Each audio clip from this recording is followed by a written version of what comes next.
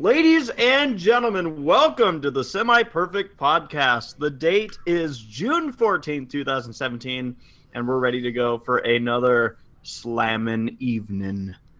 We got our usual cast. I'm ACRacebest. Joining us is Saberspark. Hi. PanamaMatt. Evening, everybody. Laura. Hey, howdy, hey. Paleo. Hello. Hirosashi is mute. Hello. You're not mute. I love the That's incredible. enthusiasm there. And Toodles. Hi. I think Laura had the best intro. How do you mean, yay. hey, howdy ho? So we're going to be discussing a number of things tonight, including 2 new My Little Pony episodes. We're also going to have a convention announcement coming your way, as well as I'm going to be discussing 2 different things in regards to Bronies React, in addition to everything else that we talk about. Who knows what stories will be coming up, as well as a Q&A session later in the show, as usual. So for starters, as usual, we're going to go through our food posts that people are tagging us in. I saw this one way earlier. Jory was having a country club and a drink from Jimmy John's. Let's see what we got here. Sounds tasty. That looks tasty, honestly. Nikki D says no food for the semi-perfect. Oh, hold on one Do some second. drying. My I wish I had a beer though. is horrible, and you just did not come through at all. Don't worry, he didn't come through for the rest of us either. All right. Damn it. Run it back for us, Race. Run it back. I paid good money for this AT&T bullshit. Well, I don't think anybody is ever satisfied with the internet ever. I'm pretty satisfied that in this 1 second right now. Oh, that's good. Wow. That's probably the Well, best okay. review Comcast has ever gotten. Yeah, probably. Right this second, things are Yeah. not bad. It's like mission control for NASA. They're all just throwing their hands in the air like, yeah, we did it! Good enough. Hey, baby steps. One step at a time. We're okay. Did you guys hear anything I said about Nikki D? Not Run it by really. us again, just in case. No food post for Nikki D. Yes. But Nikki D wishes that they had a beer. Ah, And they're going to be doing some drawing. nice. So. Speaking of a beer, I'll be right back. And there goes Matt. Drummer Shy says, here in my basement, got a new Pepsi, and it's fun to drink. Sounds like a commercial, Drummer Shy. Just keeping the peace. Keeping the peps. Nice. Well, I'm going to share those ones that have our podcast in the background. Nora is all set. She's got Got ice whipping cream dip. with a crap load of sprinkles. That actually looks Ooh. really good. That looks Looks fantastic. It's whipping dip. On It does. Yeah. Ice cream sounds so good right now. There Red was Card this- says already. There was this GIF I saw on Facebook where it had this cookie dough shop in New York where they scoop out cookie dough ice cream scoops, and I'm like, they have to have had some kind of I don't know, health inspector standard here. 'Cause, I mean, is there a safe version of cookie dough where there's no salmonella or whatever? It looked tasty. Yeah, you just don't put eggs in it. Just not quite as good. Oh, okay, I was curious. I'm with you. It's like Saber. eggnog you buy in the store versus eggnog you make at home. I just had an epiphany. That is egg and eggnog. Oh my god. I have epiphanies like that sometimes too. Don't worry. I found out that Mewtwo was the second, Mewtwo. I was blew my mind. No. Oh my god. Blew my mind. I was and you just got mine too, actually. Seriously? Well, this is just going to be the Epiphany episode then. This is Red lightning. Card for his food post. Already ate, but he's got his signature drink, Gatorade. Nice. Yeah. Yep. And then I like this one for Dale. You guys would almost have to see it to understand it, but Dale has what looks like an Oreo cookie with a piece of a tortilla minimalist chip. plating with a Oreo. It's What's so the stuff on dumb. the What's the stuff on the side? I don't know. It looks like poop. It does. It does. It looks like a rodent got into this plate. I hope it's good, whatever it is. Oh, good. And then we also have Ross says eating Sonic ice cream while watching the Semi Perfect podcast. It's a really good week for ice cream. I don't know how it is in the rest of the country, but as far as here in California, the heat has arrived. Summer has officially kicked off. June gloom, and we're climbing into the triple dips. We're supposed to be in like 105 degrees here in the next few days, and it just climbs up from there. It's stupid. Yeah. Not only that, but we have humidity. Where did that come from? I don't know. We didn't used to Well, have scientifically, since Gabe's not here, I guess we'll never know. Alright, well, I guess that wraps up the food posts, but I did want to Yes. show this drawing that Sketchy just submitted. I love Sketchy. Sketchy, by the way, provides the art on my YouTube channel. So, Nice. a very talented artist who is well on his way to becoming one of the best. And so I'm pulling that up on the stream right now, and it's Saberspark and ACRacebest, of course. And I love this picture. yeah, Lay it on us. it's so good. I think I put it in there earlier, Matt, if you would just scroll. Oh. Yeah. Oh, that By one. the way, Yeah. I'm sorry. Saber one. Heads up. Some bad weather's going with my area, so I might drop out if the electricity goes out. So just Okay. He's dead. Bye. All right. Well, thank you again, Sketchy, for your art. We love it. Indeed. No, did we really just lose Saber? you know, hear May me? have. Yes. Okay. Now we hear can. you. No, he dropped off for a moment. It was unintentional. That was awesome. Well, I guess we could start with any new stories for anybody in the We last got few a weeks? last second food post by Sergio, and he's got a bag of Doritos. Sergio's got the Doritos. We've seen Sergio at conventions in the past. Nice. Okay. Yeah, nice. Weeks.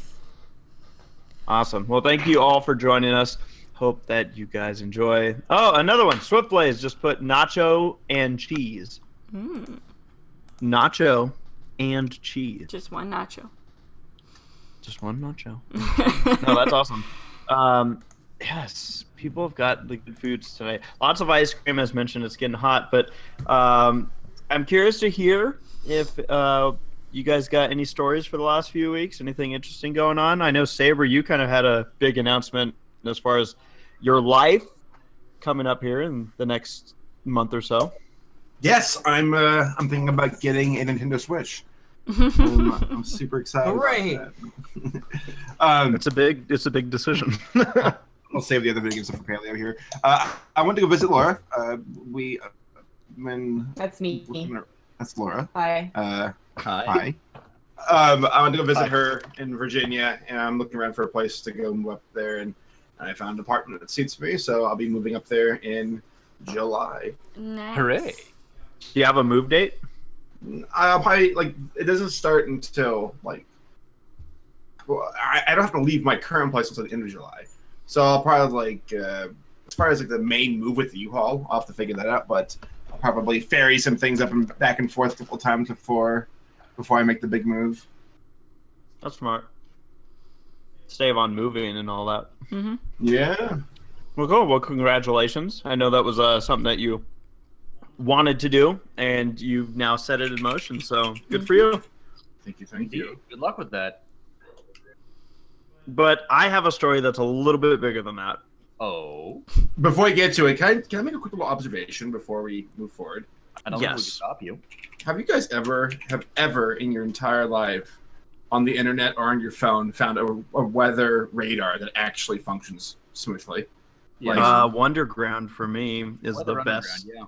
Wonderground? Yeah, it's called Weather Underground, but if you just type in Wonderground, that's Yeah. essentially, I think, its W name. Underground. Just curious. Thank you. All right, what's your story, Race? Okay, so like I said, it's actually a little bit. I know like moving's My headphones big, popped but out. this was bigger. It's not a competition race. Goodness. I'm sorry. I'm just pointing this out. I went through a. Well, I was hungry, and I went through a Taco Bell drive-through recently, and I told the guy I had been to a Taco Bell a few weeks prior, and I said I want a lot of the hot sauce, and the guy's like, okay, and he gave me 6 packets, and I went, this is bullshit. That was not a lot. What kind of hot sauce? Like mild, medium, or hot? I really like their mild. Like if I had to choose one, it would be their mild because I feel like it's got the best flavor. I agree. So typically I stick with the mild stuff. Sometimes I'll go with hot. If I go to one and they have like here's our 6 flavors, I'll grab like a handful of each because I just like putting a lot of crap on my food. Anyway, so I go through this drive-thru. I'm with Sarah, and we were going to eat somewhere else, but they were closed, and Sarah's like, I'll just eat something at home. So I'm going through, and I tell the guy again, this is a different guy, different Taco Bell. And I say, I really like the hot sauce if I could get a lot of that. And the guy's like, oh, don't worry, I got you covered. And so he hands me the bag of food, and he's like, oh, and I really took care of you with the hot sauce. And I'm like, oh, thanks. And so we drive home. And of course, I'm thinking like, oh, he probably put like a whole handful in. Like maybe I got like 8 this time. I kid you not. I had so much okay, so like their big bags that they give to go. I had like one of the like box meal things, and some napkins. The rest of that bag was filled to the top with hot sauce. I was like, it was so ridiculous how much hot sauce that he gave me. I think that's their way of telling you to fuck off, I think. No, I want to know kidding? what the thought process going through his head at that point was. I don't know. I really wish I could have gone along for that cerebral experience. I was so happy. It literally made my what's that noise? Was someone playing a video game? Like Animal Crossing in the background? No, I'm playing Pokemon Snap. Are you serious? Yeah. Yes, I have. I thought like weather like alarms were going off. That's what I thought somebody was connecting via dial-up, and I'm like, what is that? Laura, you might want to mess with your microphone sensitivity to where I can absolutely do that. So Sarah, I want to go back to this riveting Taco Bell story. As you were saying. Well, I was just gonna say it was the happiest Taco Bell experience I've ever had in my life. I was so happy. Exciting life. No, it was good. It was really good. Really? You say that, Saber, yet your profile image on this program is my face. Mm-hmm. I'm jealous. I'm living through you vicariously. Vicariously. Sarah, I got a question for you. Will you marry me? Do you have anything interesting that's happened to you in the last few weeks? I started my job last Monday, and I'm doing toy design at Funrise, and it's been fun so far. Yesterday, I spent like an hour playing with a toy with one of my coworkers. It was. Are you able to say which toy? Yeah. Or is that NDA? It was something that we had bought from the Target next door to use as reference for something else that we're doing. It was the Star Lily My Magical Unicorn. And like you got paid to play with toys. Yeah. No. Yeah. We're researching and studying the toy so then we can figure out how we can make things work for ours that we are working on. It's even better, actually. Her first day of work, she gets home and she goes, "Yeah, so for the first half of the day, I watched children's cartoons." I'm like, Yeah. Which one? What a hard job you have! Some that aren't out your yet. job is? Gotcha. Yeah. Well, it's one of those things where watching it for entertainment and watching it to analyze it are two very different things. So there is one show that I watched that is out. It's called Luna Petunia. And it's like a Cirque du Soleil produced cartoon for kids. And I love it. It's so cute. And of course there's a robot in there that's so sweet. And of course he's my favorite character because I'm a sucker for robots. So yeah. Sammy Stretch is my boy. Yep. Sammy Stretch. Yep. So awesome.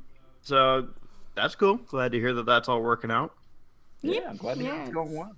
Fun. What about the rest of you? Any other stories out there of the last few weeks? Well, I think the last time we were here, I had just finished up a jury trial.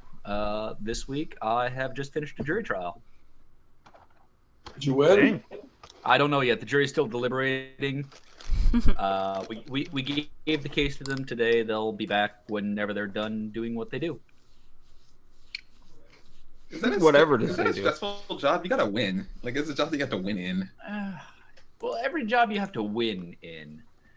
You know, a track record where, like, if someone's like, "Oh man, that last guy got the death sentence, so maybe we shouldn't go with this one." I mean, I feel like I did the best job I could have done with this case.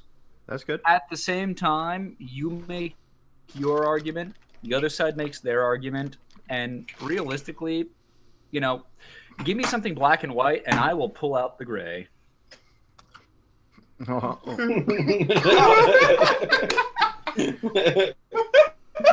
Neat. It is amazing how you can take a case that is so, in one way or another, straightforward, and get two completely different definitions of what exactly happened. Just completely descriptions, completely different. Just this person says this person says this. Here you go, jury, go figure it out. Okay, Matt, I got a question for you. Have you ever been in a trial where you sat back and the person that you were up against, the lawyer you were up against, made such a good point or such a good claim that you just went, "Oh damn, that they just got this." You were like a microphone drop, if you will. Yeah. I would say at least once, but I knew the mic drop was going to happen before the trial even started. I mean, part of doing this job is anticipate. And You just look at your guy. Oh, you're gonna fry. yeah, no, It's like a rap battle. yeah. Let me preface this. Like any rap, well, no, I can't say that because I've never rapped before. I mean, I don't have the flow. But if you do your job right, you have an idea of what's coming down the road, so that when you get there, there shouldn't be too many surprises. Oh. So the mic, you see the mic drop about to happen, and then you wait to see if they drop it. And if they do, you can appreciate, yeah, you got it. Nice job, sir. Is it true what they say about like lawyers in their hands? Like, do you ever get like worried about? I don't know. What do they say about lawyers? Well, like, do you ever see a lawyer come in who's like the prosecutor and he's got like really big hands, and you're like, oh shit, I'm in trouble. Does that mean he wears big feet or big shoes? No, It's big feet. Yes. Sarah, is that an Always Sunny reference? Yes. Thank you. I knew that Laura would get it. And that's like Thank the you. hands. Saving that joke. You know, I've always been curious. Have you ever played Phoenix Wright before? I have seen clips of it. I'd like to play it. My friend is also a lawyer, and she played Phoenix Wright, and she's like, I literally cannot enjoy this game. There's so much wrong in it. I cannot enjoy most TV law shows. Yeah, I guess if you're just like, What about if Chicago? that's your Matt? job and you just see. I've never seen Chicago. What? What the I fuck? know, right? It's a city. I've never I've seen never it. been there. I've never seen the play, and I've never been to the city. You need to see the movie. Me and Jeffrey watched it. You should I've not seen the movie. you should meet Steve Yeah, Harvey. it's on Netflix right now, I think. No. It's a good one. Race, you like this information? Yeah. Were I to list it out, I think my top lawyer movie would be My Cousin Vinny. Oh, that's Liar! That's second on the list. Actually, no. Okay, so top three, and they're kind of in an amorphous blob, no particular order. My Cousin Vinny. Middle school. My Cousin Vinny, Liar Liar, and The Lincoln Lawyer. The Lincoln Park. If you have not seen that movie, go watch it. It's very interesting from the defense attorney perspective. Yeah. I don't want to spoil anything, but you really get to see the burden that some attorneys get to deal with. Yeah. Liar, Liar, just because we kind of all know a guy like that, and yeah, to some degree, there are some people that you just want to yell at. Not all of them, but some of them. What do you think's the most impressive law case of all time? Like, are there any cases where wow, that was one for the books? All of them, really. I mean, they're all recorded. They all go in the books. Right. If you want to talk about legal precedent, even then you can't narrow that down, because how do you pick what is the most important thing that comes from our legal system? There was a case where this couple was getting divorced and they had to split their Beanie Babies. Yeah, that's pretty big. I like it. I mean, you can talk about Miller versus Madison, which gave the concept of judicial review. You can talk about Wickard versus Philbin, which gave legitimacy to the interstate commerce clause and basically a lot of the power the government has today. You can talk about Roe versus Wade if you want to get political in today's political culture. You can talk about any number of significant topics. But ultimately, when you get down to it, you can talk about the individual case, which for whatever person or people are involved in that is the most important case. What about Miracle on 34th Street? I've never actually seen it. You should. It's a lawyer movie at Christmas time. Funny, I thought it was a Christmas movie about lawyers. No, what happens in it? I have no idea what it's about. For some reason, Santa Claus clocks the guy over the head, and then the whole trial's actually them just proving that he's actually Santa Claus, which I guess means okay, it's okay that you hit the guy over the head. He was on the naughty list. What can I say? Oh, he was naughty, all right. Well, awesome. So yeah, long story short, jury trial. I'm glad to be here tonight. Nice. Well, we're glad to have you here tonight. Is there anyone else who has any stories that they want to share before we move forward? E3 was this week. Is it over? Cool. It's not technically over. They're still doing the show floor stuff. They had the conferences over the weekend, and Nintendo's things was yesterday, and finally, a Metroid was announced, and then a second Metroid was announced. So I'm very happy. I'm excited that Pauline's in the new Mario Odyssey. Oh yeah, that's really awesome. And the song and the trailer is great. I love it. Yeah. Any letdowns? I heard there was no Last of Us. Yeah, there was no Last of Us trailer at Sony's thing.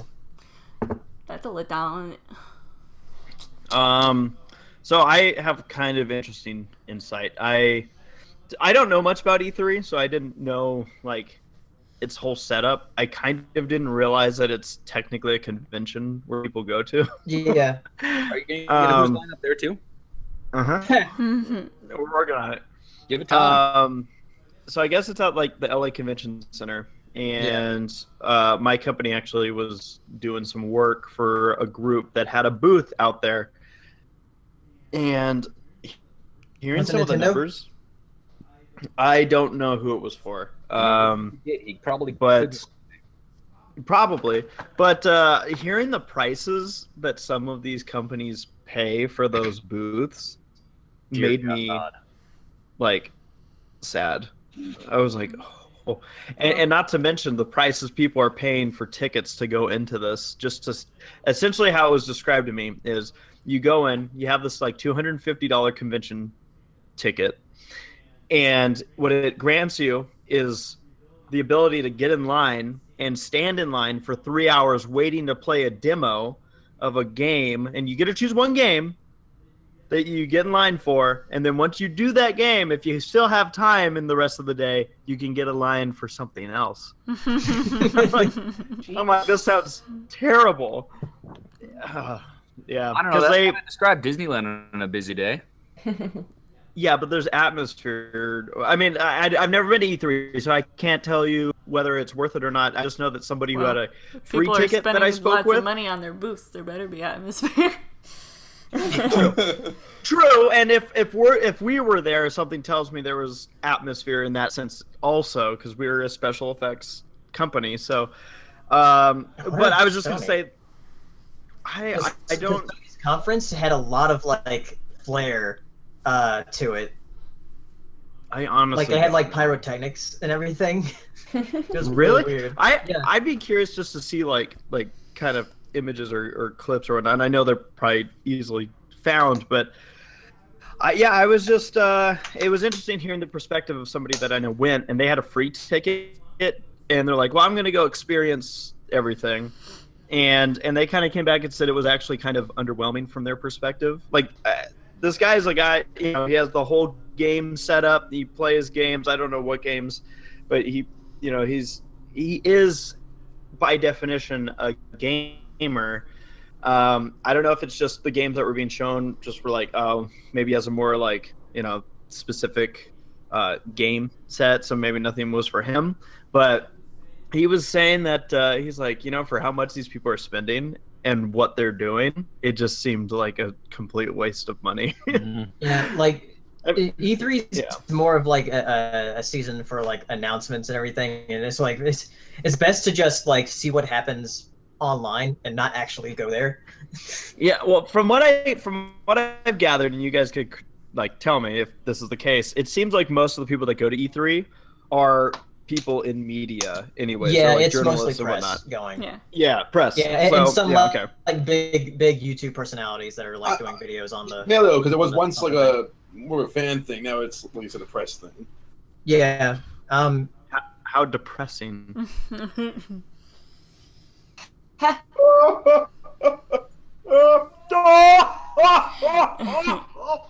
All right, Statler, let's move it on.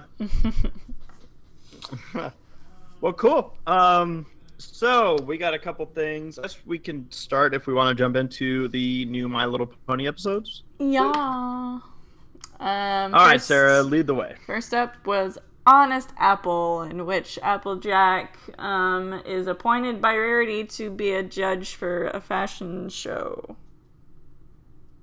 Yes. And it doesn't work out quite well. Applejack is a complete and utter dick because the script called for it.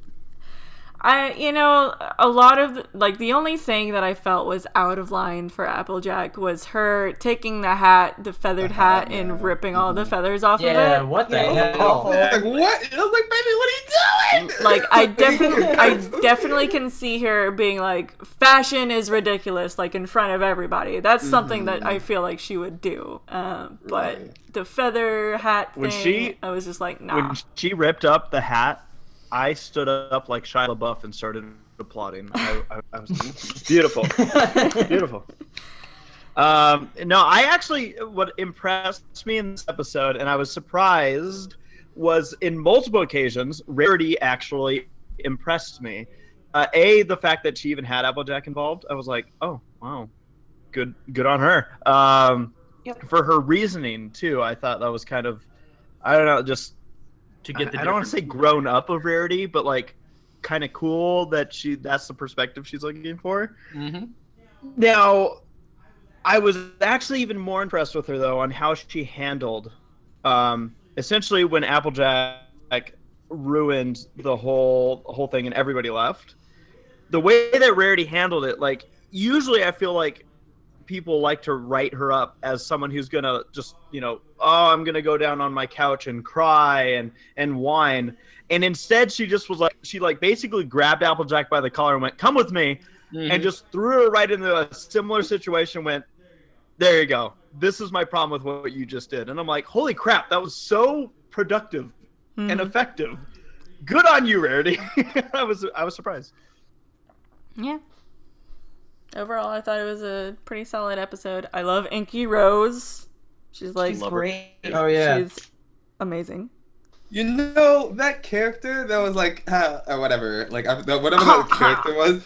Yeah, that character. At the beginning, I was like, she's gonna drive me insane. But at the end, I was like, I kind of love this character.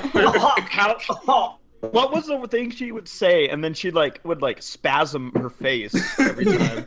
It was great. Literally. She should hook up with that one pony that was in the Big Mac episode. That was like, You're right. Lily The Lace. world's most like obnoxious couple.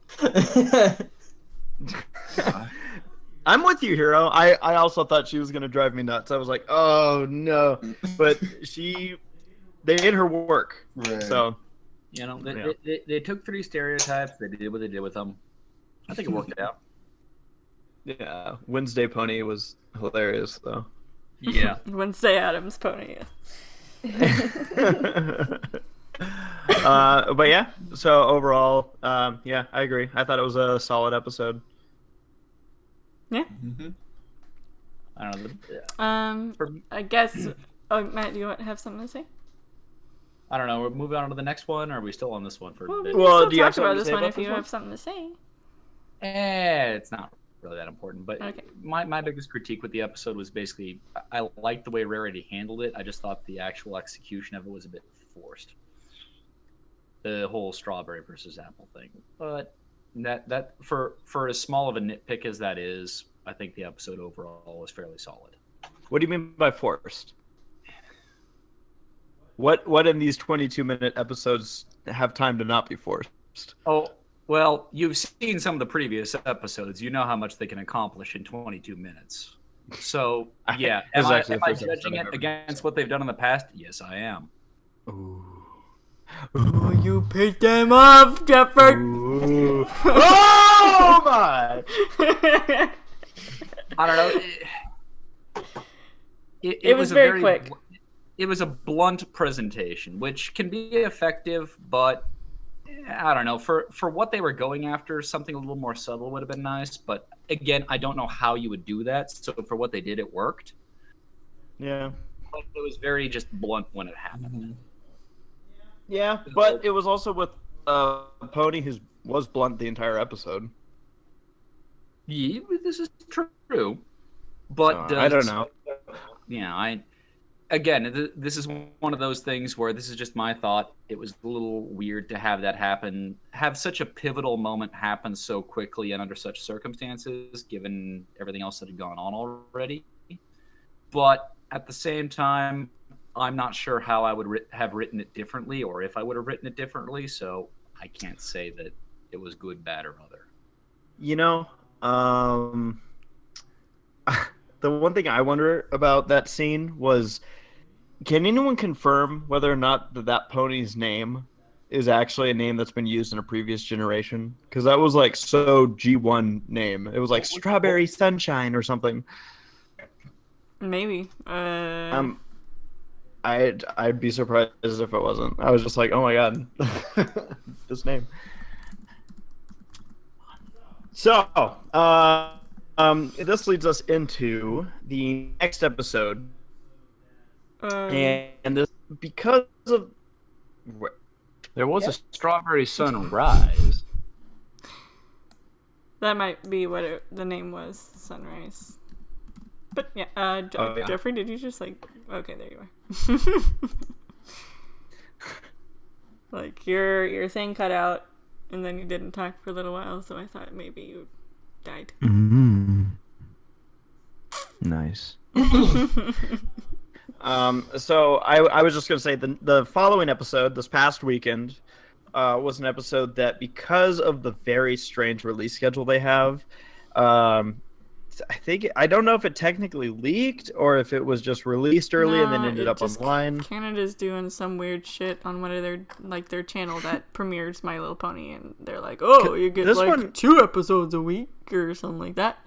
Yeah, this one came out super early, yeah. And because of that, I was getting a lot of people. Yeah, a lot of heads up, which I really appreciate a couple things. First off, I had a lot of people saying, hey, we really want you to do a Bronies react to this episode. What I love is that nobody said why. Sometimes I get people who are like, hey, you should do the Bronies react to this episode that's coming up because Rainbow Dash's parents are at it. And it's like, wow, thanks. And I'm not really meaning thanks. See, Race didn't get spoiled, but I kind of did. I didn't get spoiled, and Hero actually kind of gave me a heads up. He was like, "Watch it now, or else." So, thank you for that heads up. Yeah, I saw it, and I was like, I don't want anyone to be spoiled on this episode. Yeah. I don't want it. I'm so sorry you did. That really sucks. Yeah. So, I was able to see this episode without any spoilers. It's one of the rare times that I actually chose to watch it ahead of the US release schedule, and it was mostly because I knew if I didn't, I'll probably get hit with a spoiler at some point. So, again, I want to say thank you to everybody who did, in fact, notify me about this episode, but also managed to not tell me anything. That's how I want it, is that exact kind of execution there. The name of the episode is A Royal Problem, by the way. I don't think we said the title of it. No, I was holding off, and the reason, and this is one of the things that I've been actually posting about on Twitter, and you people, you folks here are the first ones to find out, besides those that are in fact in it, is that we are doing a Bronies React to A Royal Problem. I had a lot of people requesting this, and it landed on a good schedule, time-wise, because we're just finishing up the other Bronies React, which I mentioned that I'd have an update for that as well. I'll go ahead with that here, is that the Bronies React to the Season 7 premiere is actually done. And it's edited, complete, minus an intro and an outro. I'm just waiting for the intro and outro to come in, and then they're going to be set. So I'm hoping sometime early this weekend it should be up and live. So that's done. We're also now working on a Royal Problem Bronies React, and it is so that's going to be official. I can already guarantee you, by the way, and I'm excited about this, that we're going to have at least one new person in this Bronies React. So because I already have his footage, and I'm looking forward to seeing how everything turns out with this. There's lots of happy people in the chat. Hang on. You not only have a new person, but they actually got you footage early? Dun, dun, dun. Newbies usually are good with getting me footage like really quick. It's the people who have been on Bronies React who've gotten complacent. But no, so that's in the works. I've already filmed mine. I filmed mine when I watched it. So I filmed mine a few weeks ago now. But yeah, like I said, at least one new person, and we'll see who else from there ends up. So I'm excited about it. I hope you guys are too. Indeed. I can see in the chat that it seems like people are at least a little bit okay with that. So yeah. So those are the two updates. Like I said, Bronies React update. It is going to be coming out this week. It's going to be coming out probably the earliest I see it coming out would be Friday. Hopefully it's out by Saturday. I don't want it out any later than Sunday, but whoever knows. So we'll see. Let's talk about the episode itself. So yeah. So the episode, which obviously, like I said, doing a Bronies React to it, so a lot of these thoughts and perhaps jokes and whatnot are going to be fleshed out. But I want to hear what you guys thought about A Royal Problem. And that's a royal problem, so I think it's going to be a lot of fun. I think it definitely was definitely the best episode this season so far. Yeah. Easily. Yeah, easily. You can have shoes on the other foot episodes, but rarely are they done so well. Yeah. Mm-hmm. There were a few, for lack of a better term, awkward moments, but by and large, what was done, the story that was told, the way it was presented, it actually felt like things mattered. Mm-hmm. Mm-hmm. I also appreciate the way Luna left it. Hey, Kay, thanks for the experience. Everything's falling apart. Take care of it. Bye. There was one bit in there. I love the entire episode, but there was literally a 5-second bit that was like, that was kind of off. But overall, the episode, like I said, like easily top 3 for me. I really love that episode a lot. Yeah, I'm with you. It was a good one. It's glad to see Celestia and Linda finally get some like love because there's a lot of potential with these characters. So there is so much history that we've yet to see. Oh, and Nicole Oliver gets to act evil for a little bit. Yeah. Oh yeah, Daybreak actually was a cool name for a character. It's like, yeah, that works. He had a cool design, a cool name. I was like, good job. Whoa. They had to make up for the changeling what was dude. the spoiler? Oh my god. The writing this The season. spoiler was someone put up a screen grab of that scene that has like both Daybreaker and Nightmare Moon and then Celestia and Starlight, and I'm like, whoo. Oh. It's the big one. Actually, speaking of Starlight, I love her in this episode. Yeah. She is so snarky. This was, yeah. This was probably was my it? favorite episode with Starlight. Right, what was it when Twilight's like, I'm not helping, am I? And she's like, no! And then the scene changed. I was like, oh, that was it. I also I really love the gag that Twilight's like this little ballerina on her cute. dresser. It's cute. That's what I was gonna say. Yeah, I like how they utilized Twilight in this episode. Yeah, sometimes I forget that Starlight back in like season 5 and like the premiere for that. I forget that like she has these outbursts sometimes. Like in season 5 premiere, she was like, "Shut up!"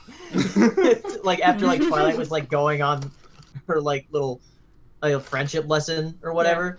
Yeah, like be quiet. Quiet.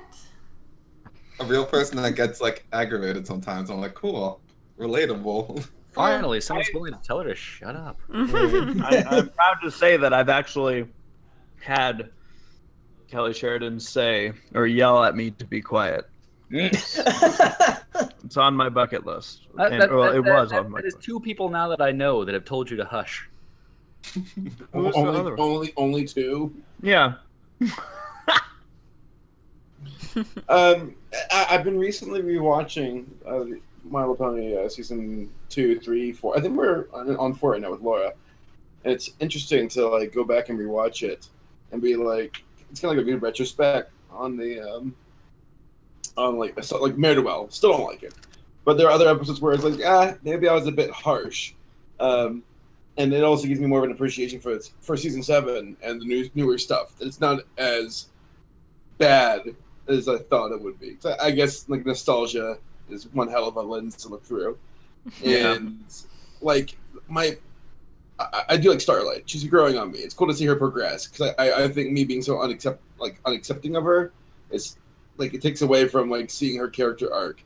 And I'm sound like a brony. But you are what you are. Son of a bitch. Part of the crew. Accept your destiny. You know it's true. Do you fear death?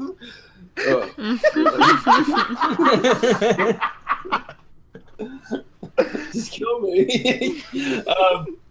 But we need to talk about that anti-Brony, anti-Trump thing. Oh my god, yeah. Oh my Are we getting political here? I can get another beer if I need to. Do it anyway. It was fake. I was going to say, by the way, yes. Well, spoilers. But I was going to say, I think my biggest complaint about the show, if I ever was going to hold something against it, is I don't like it. I don't like episodes where they completely forget what characters have learned in the past. Yes. Yeah. Like that's why Rainbow Dash and Fluttershy can be very frustrating. Where it's like, have we not gone over this? Like, come on. And it also makes episodes really good when you see them do callbacks to previous episodes.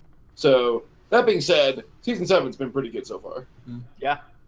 Also, in this episode, I feel like they kind of tried to play it off as like, both sides have it difficult or whatever. Luna has a hard job, Celestia has a hard job. But I don't know. In my mind, I was like, Luna's job is like 8 times harder than yours. That's what I personally I think it's kind of like a extrovert versus introvert type of thing, where Luna is like very introverted, and it's probably really hard for her to just be the public face.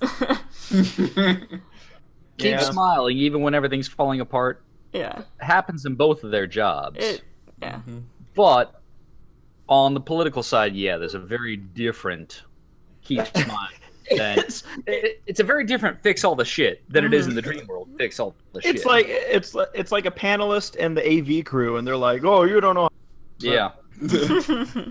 Fair enough. Also, I woke up and she was like, "So does any of this happen?" And I was like, "Did it?" Question mark. Like, did it technically happen?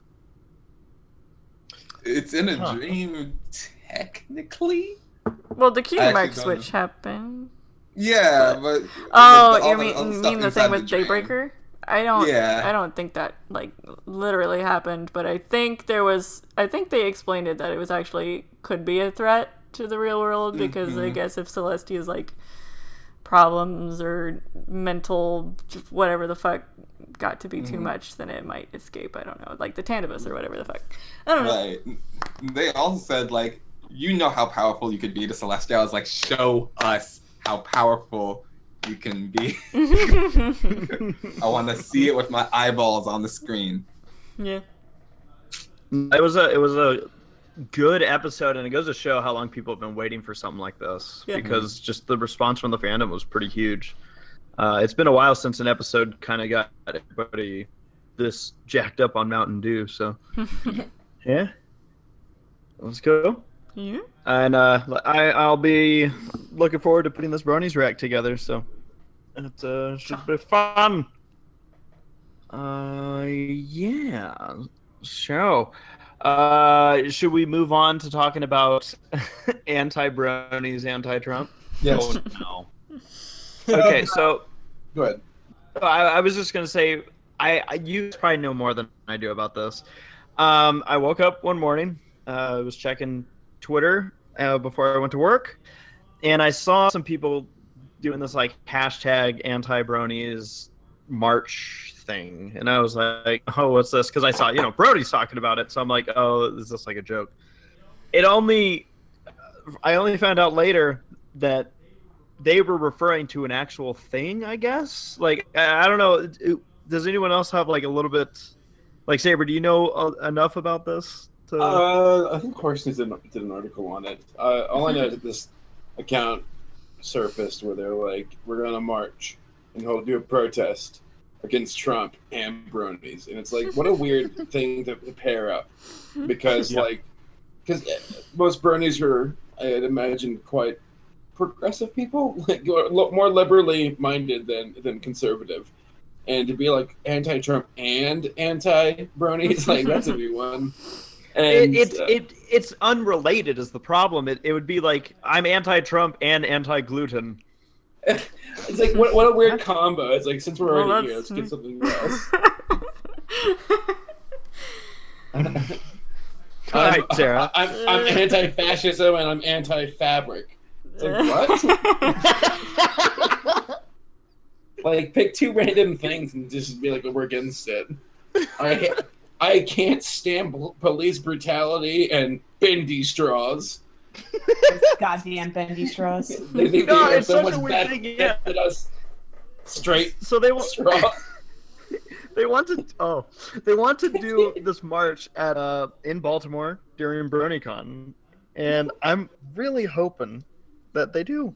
They're not. The guy came out and said it was a joke account, which I thought that was funny. Oh, but I was kind of hoping sad. it was real. So I was like, in Baltimore? I'm like, good luck. Yes, go down that street. There's some Trump supporters down there. Yeah, they were never seen again. The overall was just a big old goof. I mean, I guess like part of me was like, I really hope this is a joke. But the other part of me is what is sad to find out it was. I googled this, and the only thing I could find was something on 4chan. So where's this coming from? It was on Twitter, I think. And is it deleted at this point? That might be why it's hard to find. I don't know. I think you can go to Horse News and see if they have the article. Oh yes, Horse News, the source for all things great on the internet. You know, sometimes they surprise me. Someone put it in the chat, Matt, if you're looking at that. What's up? Someone put it in the chat on Twitch if you're looking at Yeah, that. March Against Bronies. Thank you. So, are you all familiar with somebody called Baron Trump? No. Is that the kid? Yep. Hey, Race, Okay. yeah, the pinned tweet is June 13th. It is apparently a troll. Shame. So, actually, let me see if this account is here or not. Okay, so there was a Twitter account. Okay, this is it. I found it. so Baron Trump is Donald Trump's youngest, and he's a Twitter account. And I found it, and I was looking at it because I wanted to see if it was legitimate. And the question of its legitimacy is still kind of like, gotta wait and see. But it's pretty convincing with who he's following because it's not verified, so I don't know if it's real or not. But like he's like following his dad, of course, and all the Trump estates. He's following all these Republicans and stuff. But then like the funniest thing is he's following.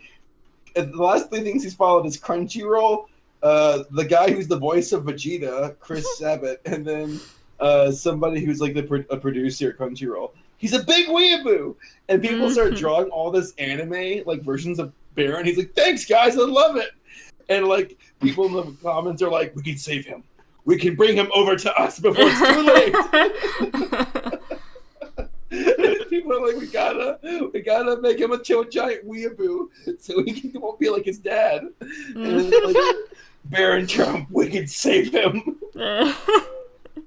Because Baron find out that dude, he looks so tired at these things. He looks like he does not want to be there at these events. He just wants to go home, watch some anime, play some Minecraft. That's all he wants. I don't blame him. Imagine being like a kid. That's in so those much situations. responsibility at such a young age. Like, just leave me alone. I don't want to go to my parents' like dinners and meetings and shit. Like, oh god, I hate that. Who's been looking at porn on the White House server again? The Secret Service, dude. You can never masturbate. You never look at porn. I'm just saying that poor kid. Dude, he's on his Twitter account. He's like, please, someone send me something. Oh my god. No, because somebody asked him. They said like, "What's the policy for the White House and you tweeting?" And he says like they look at my stuff, but like they don't control what I say. And I'm like, likely story. But I don't know. I guess like you never think about it that way. Where, I mean, Paleo actually had a really funny Ask Reddit thing where it's like, what's something that rich people and poor people do? Yeah, that they both do. That they both do. And one was like, have people drive them like around. So I guess just think about Baron being like a super rich guy where he's like, probably will never have a license. I don't know. Well, speaking of driving, Cars 3 comes out here soon. Yeah. Okay, so I'm glad you brought that up. I'm actually laughing because I remember, I'm not going to name names, but I remember when they announced this movie, how many people were just like, seriously, of all things Pixar could have announced just now, this is like the worst thing. Everybody was just like, this is so stupid. Why are they making another? Oh my god. Wouldn't you know it that this thing currently has fresh reviews on Rotten Tomatoes? It sounds like they went all out. Response. Think about it. Think about it, guys. Like, this is Pixar, and I'm sure, like, and I believe that they have creative integrity. Like, they're one of the few studios that truly take it seriously. Cars 2 is a mess, and I think they know it. And there's no greater like challenge than to take your lowest rated movie and turn it around with something that you think is one of our best. I'm excited to see it. I want to like, you know what? Impress me. Let's see what you got. Yeah, I'm actually gonna read the critics' consensus. It doesn't have any spoilers in it, which is something I was worried about. This is on Rotten Tomatoes. Their critics' consensus is Cars 3 has an unexpected. Good job. So it sounds like it's gonna be good. Well, I just realized I'm gonna struggle with one of these words. 1 second. Boy. Does Lightning McQueen have car insurance or life insurance? Cars 3 has an unexpectedly poignant story to go with this dazzling animation, suggesting Pixar's most middle-of-the-road franchise may have a surprising amount of tread left. Poignant. Puns. Yeah, gross. Poignant. Poignant, yeah. Poignant. Poignant. Leave alone. It's not funny, Sarah. I honestly was gonna say poignant. Poignant. Pregnant. You know, Tabitha had all the faith in me to say these like French words at the last convention we were at, and I was just like, oh yeah, I remember that poignant. God damn. That's when you just double down and say it as wrong as you possibly can. Yeah, I had to turn that around. Holy shit, man. Speaking, by the way, of conventions, this will probably be the last topic before we jump into Q&A, unless anyone else wants to discuss anything else. But we can talk about the Fourth Amendment. We can talk about the Constitution, the right to bear arms, freedom of speech. What do you? Come on, give me one. Wonder Woman. Carry on. We could talk about Cars 4. Wonder Woman. Let's do Wonder Woman. Oh yeah, no Wonder spoiler Woman. version. Yeah. The no spoiler version, of course. See this movie. Yeah, me So and Lauren and I Jeffrey, we saw saw it. it the other day. I mean, like last week, actually. What'd you think? We saw two movies. We saw Wonder Woman and Captain Underpants. Yeah. Okay, how was Both- Captain? Both good movies. We enjoyed them both. Wonder Woman, so I feel like surprised. it's a very good movie. It's not the best superhero movie that I've seen, but still, Wait, it's Wonder up Woman there. or Captain Underpants? Wonder Woman. Yeah, the superhero movies. Wonder Woman. I'm talking about Wonder Woman.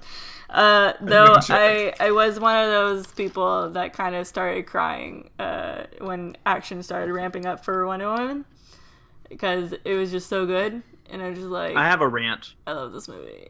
I have a rant too, I but love you go it's first. Important. We Okay, all have so- a rant, but So here's my rant. All right. So again, I follow a box office forum. It's where I keep track of a lot of how like movies are doing, how people think they're doing, if they think compared they're to going to do well. Zootopia. Compared to Zootopia. Compared to Zootopia. Yeah. I've actually been paying a lot of attention to Pirates of the Caribbean because I'm like, I really want a sequel. And they've only made 5.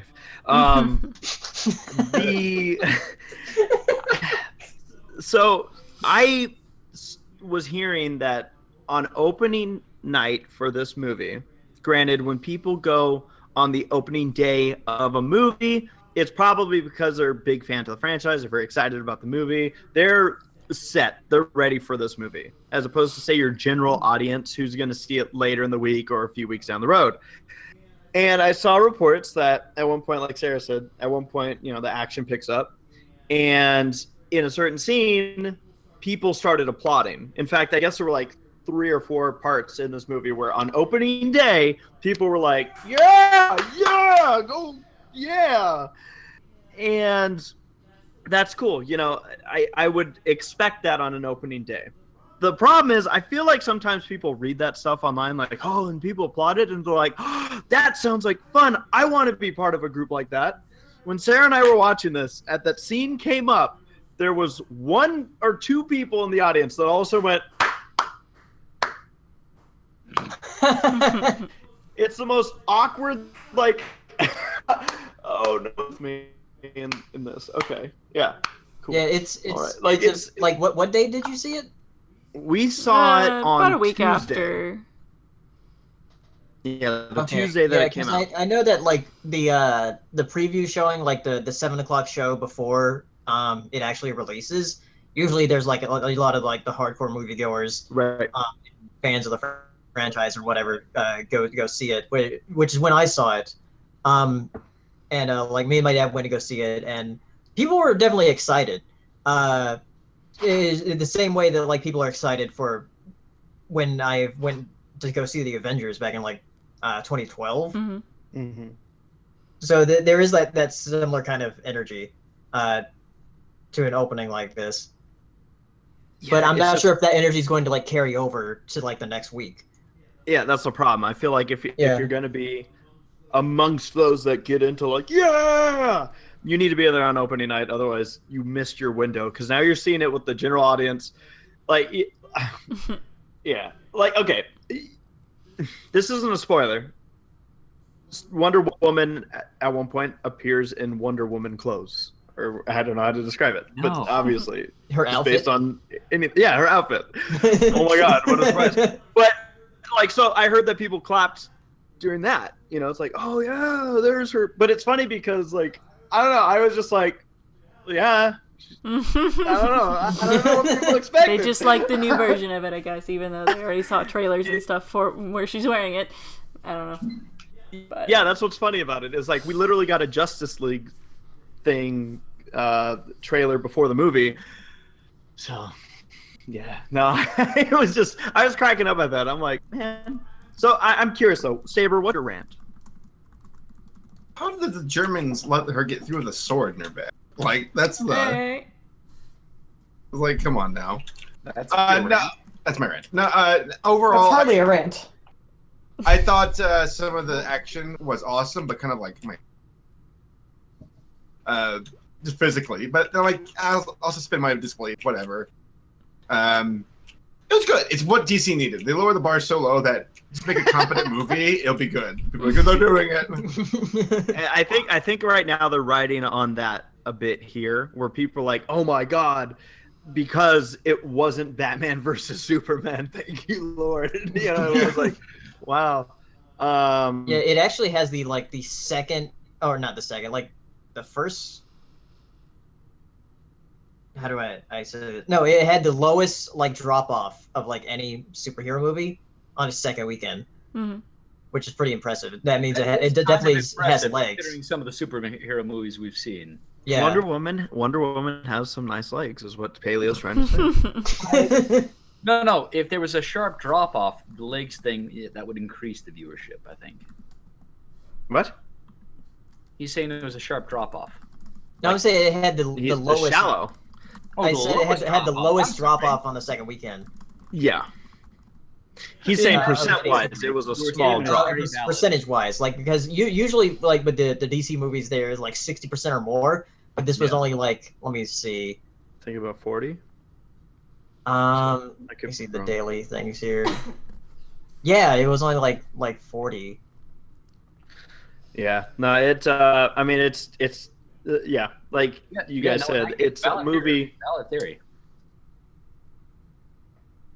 What? I said valid theory, Race. Valid theory. Oh, thank you. Thank you very much.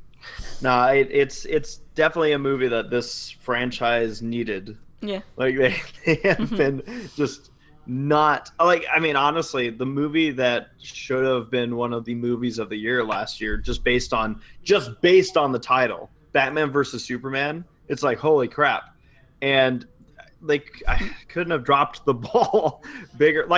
I'll be honest, I watched Batman versus Superman in the last month. And why? Just because I was curious to see how bad it was. And I don't know if you watched the seen it. extended edition. Right. Did you watch the extended edition? I watched the HBO edition. I don't think it was extended or whatnot, but yeah, because I have no idea if the extended edition is any better or not. Well, here's the thing for me, and I think this is purely because I went into this knowing how bad it was supposed to be, and B, I don't have a lot of knowledge of Superman or Batman outside of I know Batman's backstory and Superman can't do the green stuff. And I don't know if it was just that lack of knowledge. I kind of came after watching it, I was like, it wasn't as bad as I expected. But I think that's because I don't have the appreciation a lot of the hardcore fan base have for those characters, and that's where they screwed up big time. Yeah. To me, it was just mediocre. Yeah, how on earth can you expect to hold up to the expectations of fans, yet also give it the nuance it deserves to make the regular audience understand it? It's almost a no-win. Yeah, and the thing is, we already have iconic versions of film Superman and film Batman, with the Richard Donner Superman. Everybody knows that one, and they know either the Tim Burton Batman or the Christopher Nolan Batman. And so these are two new. Well, the other one was from Man of Steel, but people still remember the Richard Donner Batman, or not Batman, Superman. But with these, they're two new characters, or two new versions of these characters that we're not that familiar with. and that's the problem, is that they're starting off with this collaboration, or like, I guess these characters coming together, where with Marvel we got to know the characters first before coming together, and they're not doing that. Yeah, it's. I think this Batman this Batman actually is weird, kind of, because the Batman versus Superman. Of course, what do I find weird about it? The music. I wonder how weird it was for Hans Zimmer to come off of doing the trilogy with Nolan of the Batman series, and then being told, okay, we're gonna make a completely different Batman now, with a different guy and everything, up against Superman, who you also did the music for. But you have to have a different theme for the Batman guy than the one you used for the Nolan movies. Like, so take the 2 movies you've done previously, incorporate their soundtracks, but make them entirely different. Well, one of them could be similar, because Man of Steel he did, and this was Man of Steel's Superman going into this movie. Who did the theme for Wonder Woman? Because I actually did really like the Wonder Woman thing. her. I don't know, actually. I don't know. Let me look it up. I made up. Rupert Gregson Williams? I recognize the last name. I don't recognize the first name. Yeah, but also, speaking of music, Danny Elfman was set to compose the music for Justice League, which that might be really good, because Danny Elfman did the Danny Elfman did the music for Batman. Yeah, he did Batman, the '89 Batman. Yep. And on the topic of Batman. Yeah, probably the most iconic Batman theme, which was also used for the cartoon of Welcome to Halloween Town. Stop hating. You know, both scores are good. Who says I'm hating? I'm not hating at all. Hey, you know what? On the you topic know of this Batman, Adam West passed away. Yeah, passed away. Rest in peace. Are you kidding? Are you kidding? When? This week. Yeah, this week, like earlier. Yeah, this week he passed probably, away. Yeah, probably Monday. I don't know. I can't remember, but very recently. He had been, I think, battling some sort of cancer. Like it was a short battle. But yeah, it's hard to win any of that. Yeah, he's a legend. Rest in peace, bro. I feel bad for saying this is my first thought, but what's gonna happen with Family Guy now? Seth MacFarlane actually made a. Did he really? Yeah, he was good. Those two actually go far back. I guess they're just gonna do the same thing they did for Simpsons. Yeah, seriously, the fact that he exists in the show shows that there's a connection there. But yeah, well, I think he was only supposed to come in for a gag one. Yeah, and then it carried on. Same similar thing. Well, tell me if I'm wrong, but case for like Danny DeVito with Always Sunny, where he was just supposed to be like there for an episode. I don't know. Have to verify that. Whatever. So yeah, he's they'll probably just move on without him and just. Yeah. I hope they don't do an episode. I'm sorry to hear he's passed, but I love the legacy he's left. Mm-hmm. Well, considering that he had, like, I was reading about him because he, before he's passing, where, like, he was going to, like, carnivals and shit and fairs just to make money. Like, because he had this thing where he did Batman, and then it went away, and he was like, and then, like, he came back as, like, a retro Batman. Yeah. Where like here, like people are like, "Hey, can we like pay you to fire you out of a cannon?" And he's like, "Okay, how much you pay?"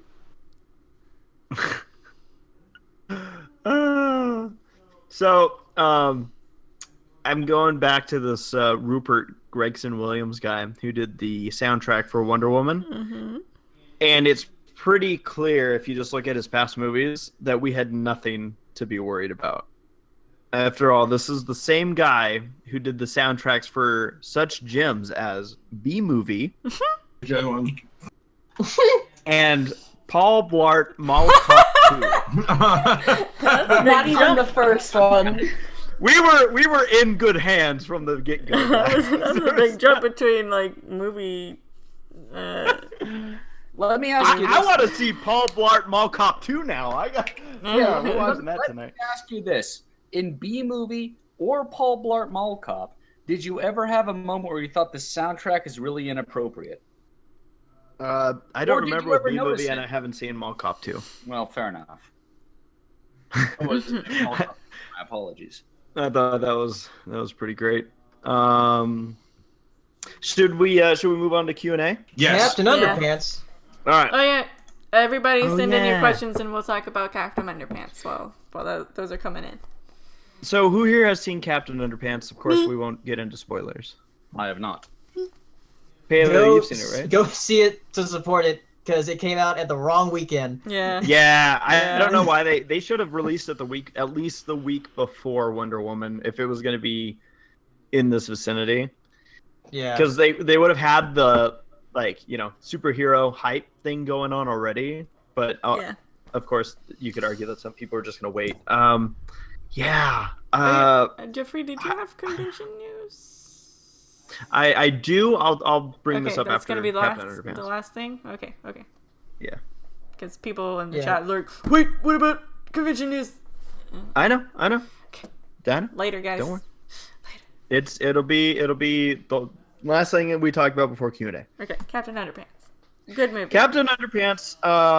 It's like Paleo said, it's a movie that deserves to be probably doing better than it is. I'm surprised. This is another animation that I went in going, honestly, this is like, why are they making a movie about Captain Underpants now? It just seems way late. And okay, does anyone care? But I was like, I want to see it regardless because it's an animated movie, and I like seeing animated movies. And I really enjoyed it. I thought it was a really funny movie. Yeah. Yeah, and I just loved how creative it was with the different animation styles that it Right. had.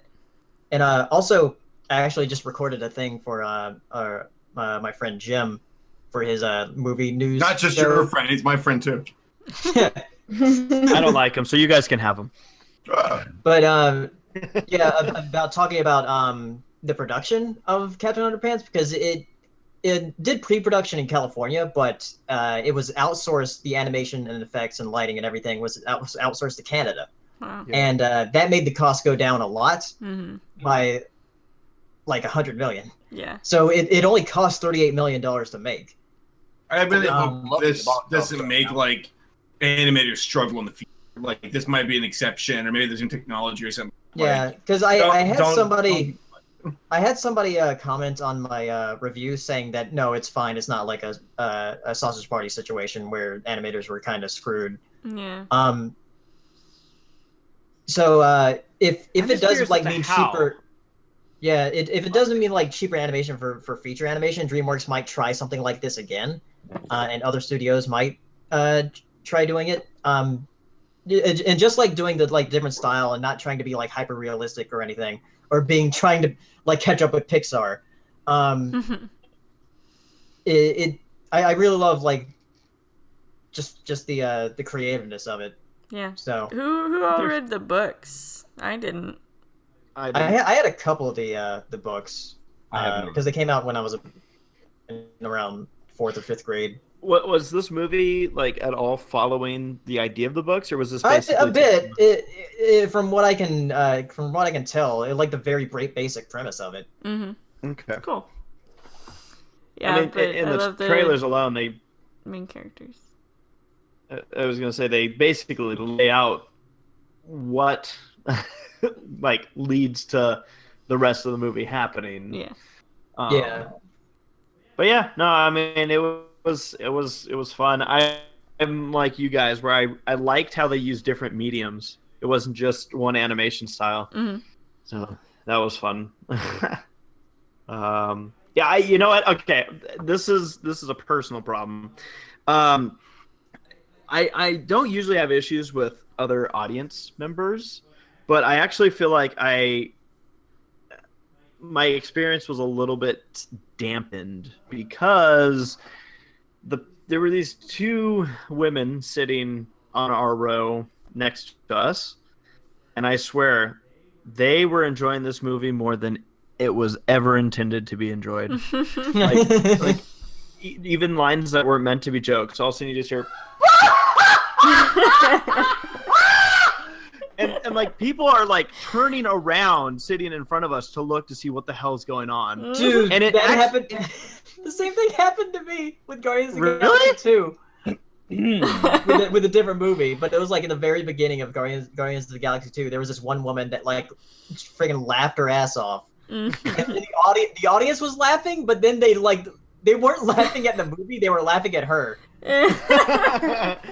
Well, it was weird because I felt like I was missing some of the jokes. Like I was like, I would have laughed at that, but it's, I don't know. They this, did like, all the laughing for me. Yeah, it was weird because it took me out of like the movie viewing experience a little bit because it was so obnoxious. It wasn't just like it was like Stop it! Oh my god. Yeah, that wasn't me. That was the oh! I have a story.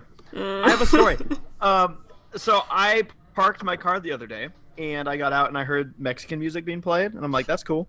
And then I heard this guy like going like he was speaking Spanish, but whatever he was like being inspirational. He was like, you know, like, come on, hermano, hermano, and all of a sudden I hear, and I just I stop in my tracks. I'm like, what the hell? And I hear it again. Inspired. I'm like, cool. And I look over, and I see a garage open, and I see a man with a woman, and the woman is lifting weights. and I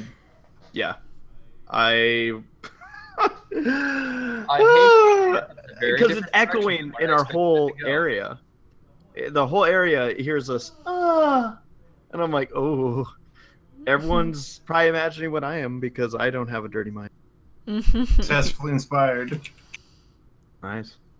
I woke up Drummer Shy's mom. I'm proud. You deafened anyone wearing headphones, and you woke up anyone in the vicinity of anyone without.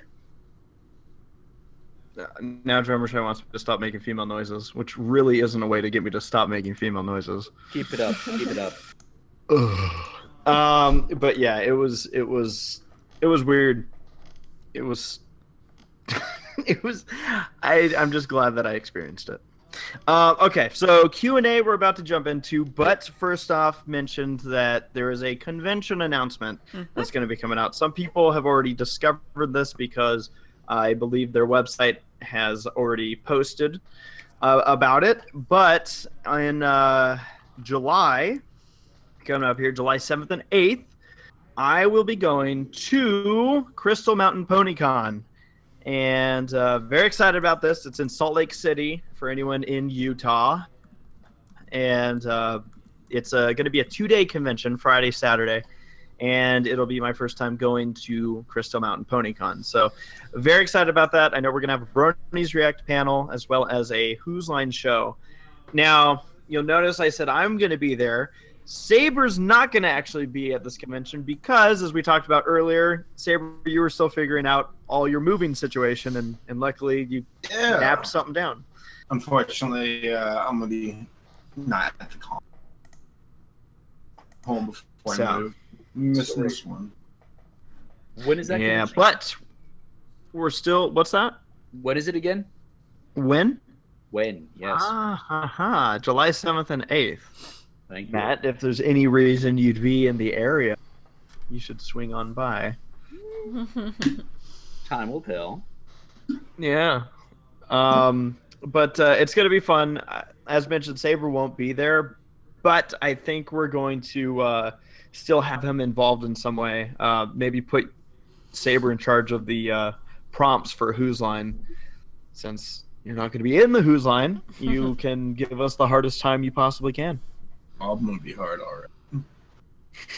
For you. So I'm looking forward to that. Actually, I think it'll be fun. Also at that convention is going to be B-Vids. So Henry will be out there, and he'll be on the Who's Line and likely the Bronies React panel. Also, I know Black Griffin, Gabe's going to be out there, and the Creebers. So it should be a lot of fun. I'm looking forward to it. I am. It's going to be weird in a way. I've kind of done a 2-day convention before because MLP MSB, I think the last one we went to for some reason had us fly out like Sunday morning. So I was home before the convention started that Sunday. So technically that was like a 2-day experience. But it'll be interesting to see a convention that was intended on being a 2-day. And if you're wondering why they don't do it on Sunday, I don't know. It's almost like they got church. Church, yeah. There's a Mormon state, I think.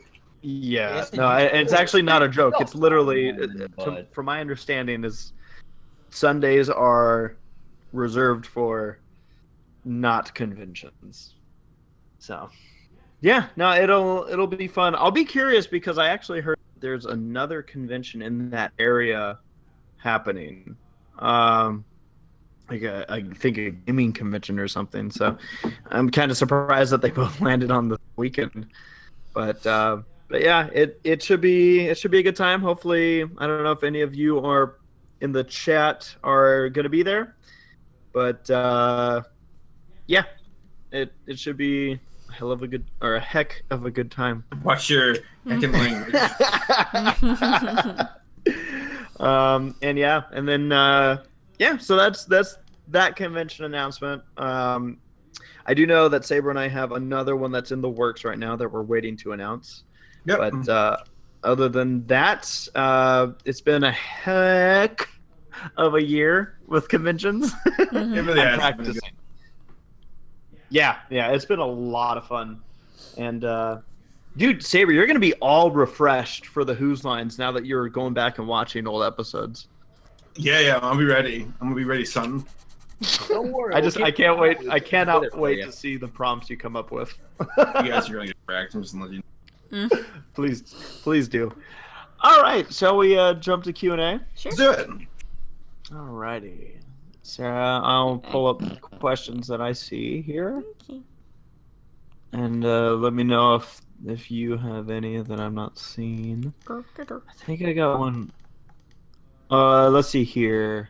Ross, I think it's the first one. This is interesting. I got one from Shadowblood a while ago asking, which character from the show do you ship with which brony? Ugh. No. This is a good question. Twilight and Black Griffin and Flash. There you go. Without Twilight. Sure, ditto. I'll do that. Yeah. Anybody else want to answer?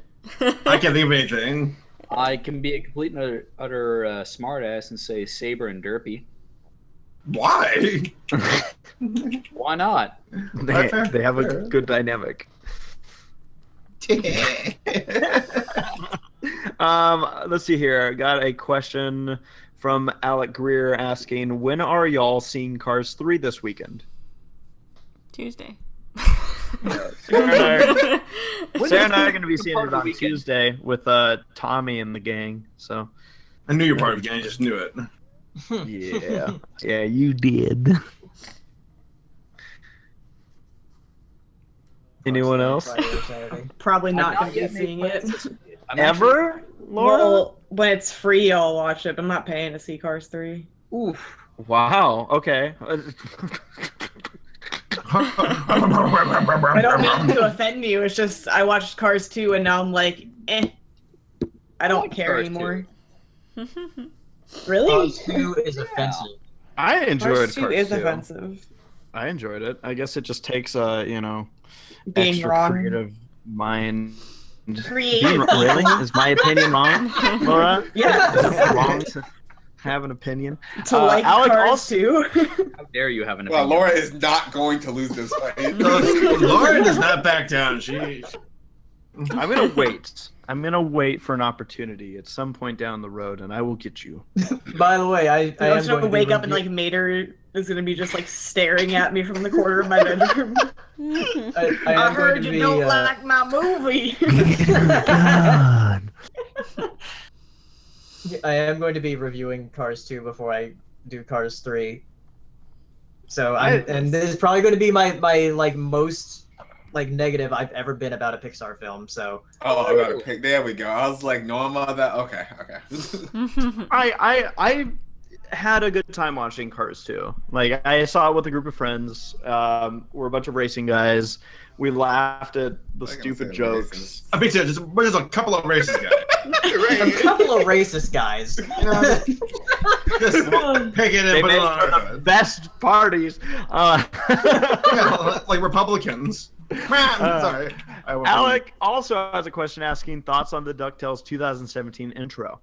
I yeah, watched I it saw that earlier today. I watched that on my I have lunch not break. seen it. It looks really snazzy. It's good. What do you think of the song? I don't mind it.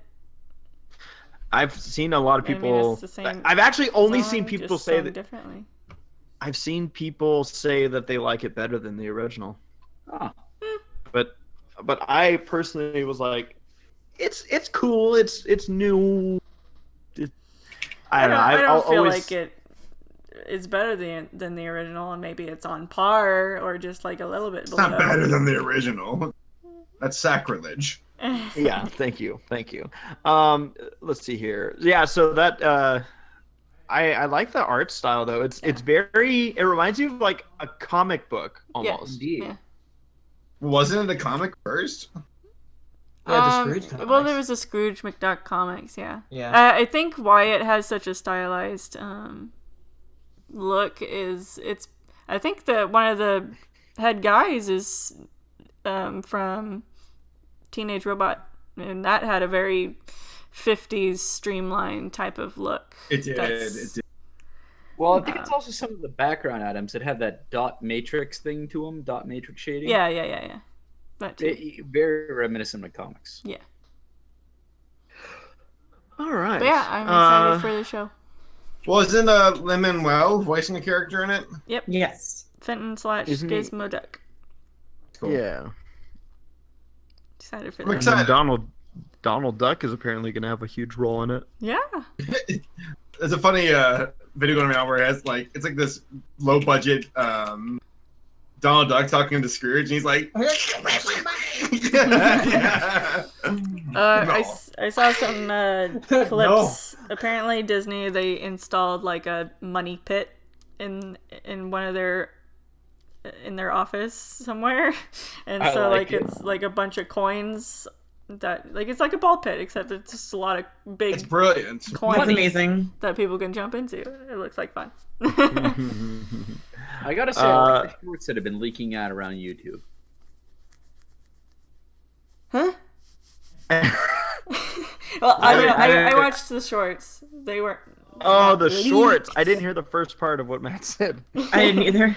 Oh, never Yeah. mind. I Yes, prefer the khakis. shorts that There's have been the- leaking out around YouTube. Yes. Well, they were released officially. Apparently, Scrooge Duck is confirmed to be a Time Lord. Yeah. He also defeated the. I think he defeated the Army, Navy, and Air Force all at once one time. Like Scrooge McDuck is not to be trifled with. Yeah, he defunded Congress. How else do you think he did it? Oh.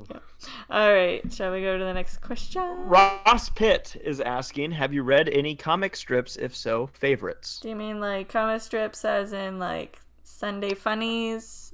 Yeah, Do you mean I like think so. recently, or do you Well, want yeah, the- I've read quite a few. Ever. Oh my yes. I don't read comics often. I read like manga.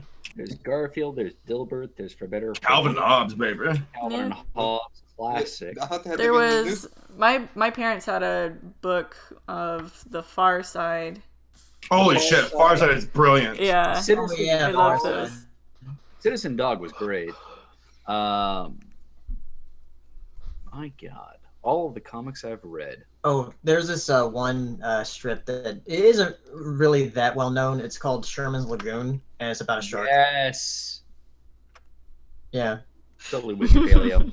You got 2 out of 7. We're good. Anybody else? I honestly like my issue with comic strips. Ever since I discovered them, was I always felt like they had like an inside joke that I was missing, and I was like, Well, some of them do. Some of them have running gags. Shout Yeah. out to Before Swine, Yeah. Pearls Before Swine is pretty good. written by a former attorney. You guys like band together? How do you know that? I have a few of his books. That was in one of his prefaces. Okay. For Better or For Worse was a good one. I like For Better or For Worse. Foxtrot was a good one. Yes, Foxtrot's probably my favorite behind Calvin and Hobbes. Ooh, nice. Let's see here. Nora is asking, Sarah, you might need to help me out with this. All right. She's asking which Chris is your favorite? Chris Hemsworth, Chris Pratt, Chris Evans, or Chris Pine? Chris Pratt. I gotta say Chris Evans, man. Like on it. Can I get definitions? Can you use them in a sentence? Mine is Chris. Here, I'll just link all the Ukrainian. tweets so y'all can see their faces. I really like Chris Pratt and Chris Evans, but like, man, Chris Evans is really attractive. Like Chris Pratt, he's pretty damn attractive too, but I really like Captain America. That's all I'm gonna say. Yeah, she does. Which Chris is Captain America? The third one. Chris Evans. Evans. Yeah. And Helmsworth is Thor, huh? Yeah. Yes. He's the far left on that picture. It's hard because like Pine. There's too I'm many not as Chris's familiar in with. superhero movies. Yeah, like Chris Pine. Pine is obviously. Captain Kirk in the new Star Trek movies. Yeah. Well, See, he I haven't was- seen the Star Trek movies. He was in Wonder Woman. Yeah, he was. Okay. Yeah, he was also Captain Kirk in Wonder Woman. Oh, wow. You're right. It's interesting. This is just kind of a tidbit. There's a scene. I won't say what exactly is happening in it, but there's actually a scene in it that, for those that have seen a movie, all I'm going to say is it involved a boat, and that whole scene was actually improv. Apparently, I did not know that. It was That's basically really- like a. What act of the movie is this? It's near the beginning. It's like right after. I guess you could say the journey of the movie begins. Oh, okay. That was Yeah, and they're improv? having Really? they're having banter between the two of them, and it goes for a while. And apparently, That's the whole thing was fantastic. improvised. Nice. Yeah, I like. It's hard for me to say which one I like the most. I'm definitely between Hemsworth and. Is it Pratt. bad that in that picture they all kind of look alike? Christopher Robin's my Christopher Robin. silly old poo. They're making a Winnie the Pooh movie. Yeah, it already sounds depressing just based Wait, they're off the making- title. Wait, what? Yeah, Hugh McGregor is Christopher Robin. Christopher Robin. Oh Yeah, Christopher Robin. yeah. Who's playing Eeyore? These are the important questions. These are the important questions. I'm 100% on board with you. Word. Eeyore is the best. Amen. Doesn't. Oh God. Anyone else I have a hate favorite Chris? Clemson. Like I said, I'm between Hemsworth and Pratt. How about Chris Rock? No, No. no. Chris Tucker. Christopher Reeve. Christopher Walken. Ooh. We do. But yeah, just going on this Winnie the Pooh movie. It's called Goodbye, Christopher Robin. I'm just Goodbyes? That sounds like Goodbye? the title is Goodbye, Christopher Robin. No. No. I thought Wait. it was just that. Christopher Robin. Wait a minute. This isn't a Winnie the Pooh movie. What is it? Yeah, this is Unless we're talking about two different things. Yeah, this is a different thing. one- Yeah, like I think the movie that They're we're talking making about a Winnie is the just Pooh movie? Yeah. Christopher Robin. Oh, okay. I thought this was what I was talking about. I'm like, everyone else is like, oh, I wonder who's gonna be Eeyore and Piglet. Oh, bear with me. I learned about this about 3 minutes ago. You're right. You're right. This is different. I'm sorry. I'm sorry. The one I was talking about is actually like a biography, what is it? Biography, family history movie. A behind-the-scenes look at the life of author A. A. Milne and the creation. Yeah, so it's about the creation of Winnie the Pooh. That is a bit of a depressing story there. Well, Yeah, this comes out in October. sheesh. Interesting but depressing. I'm gonna make one little comment. If you're ever making a movie, by the way, I don't know if you're gonna pick up on what I'm talking about. I'm gonna leave it vague, but if you're ever making a movie and you want your marketing to draw people in, make sure that the marketing you're doing actually represents the movie. There's a movie that's out right now that it has like 80-something% on Rotten Tomatoes from critics, but all the people that saw the trailers and went, "Oh, sweet, let's go see that movie," it has like a 40% audience score.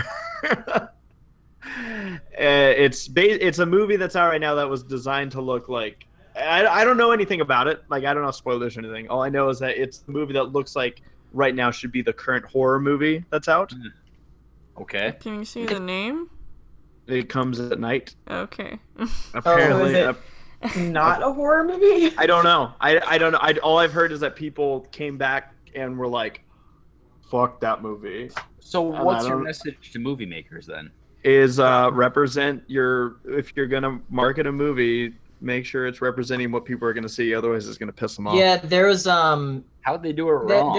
There was a bit of a last year with The Witch. Like, The Witch went over really well with critics, but audiences didn't really like it because the way the trailer was is like it seemed like it was going to be like a typical type of horror movie, but it's more like atmospheric and a bit more like artistic. So that's probably why the audience score is so low. No, So it's more like something like The Shining rather than. Yeah, that was kind of like that whole situation reminds me of when me and my sister went to go see Bridge to Terabithia. We hadn't like apparently it's based on a book and we hadn't read the books and like the trailers are like really happy and we watched the movie and then we're like, fuck. The exact same scenario. Famous example right there. I actually have an answer for your question about how can you do it wrong. Think of any time somebody took a movie, like for example, Dumb and Dumber, and then recut a trailer to make it look like a horror movie. Oh yeah. Now imagine if they used that trailer to market the movie, and then people went in going, "Oh, we're gonna see this type of movie." Or to go back to Sarah's example, Shining as a romantic comedy. Oh yeah. You want to know a good example? Brave. That's an example. You're right. I thought I was gonna get a really cool action-packed movie with this little redhead archer girl. I was like, I am so about that. And then we got family rom-com. We got a bear. I saw a bear butt. Well, you saw that in Brother Bear 2. Tell everybody on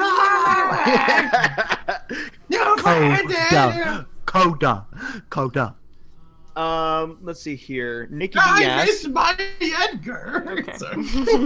Oh my god. If you have a milkshake in one yard and crack a cold one in another, where do the boys go? I don't know. What kind of beer?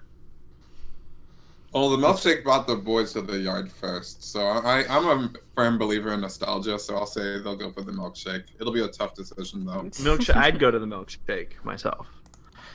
Well, I can't Milkshakes do is good. milkshakes, and I can't do beers, so. Cold ones. Well, you're not a boy, so you wouldn't be going anywhere. Yeah, I guess. Did I just People mistake me for a boy.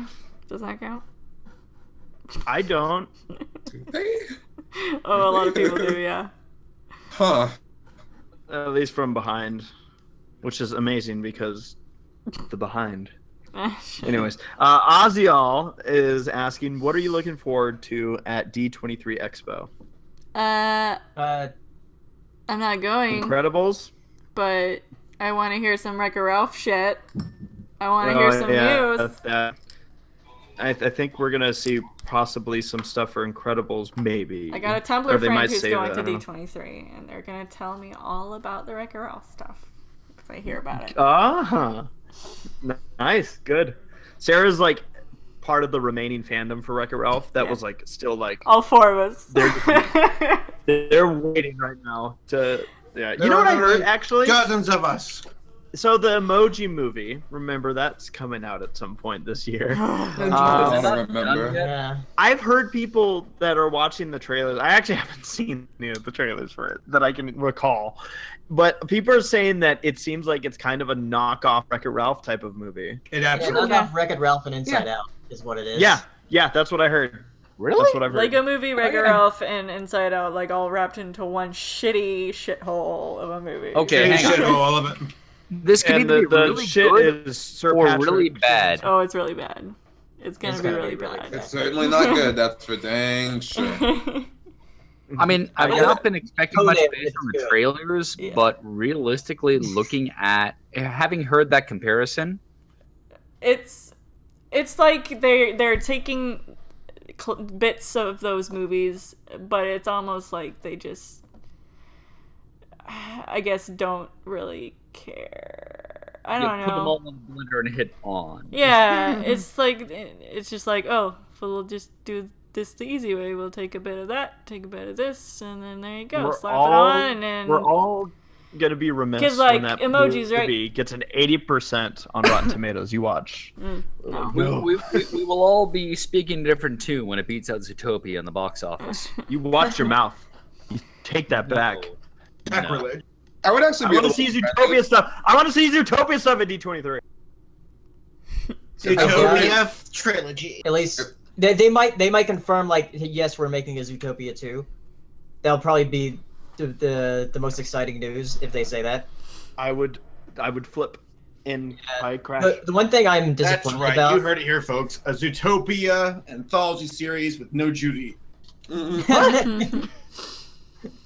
The one thing I'm disappointed about though is that next year they were going to have Gigantic come out in November, but now like Wreck-It Ralph 2 is coming out in November, and now Frozen 2 is coming out in 2019, and then Gigantic is coming out in 2020. Oh my gosh. Which Gigantic is one of the movies like I was like pretty psyched for. So Well, hey, they it's have being pushed back a to get lot. it right. Plenty of time to get it taken care of, you know? Oh, by the way, apparently there's some 20-minute special with Olaf before the Cars movie.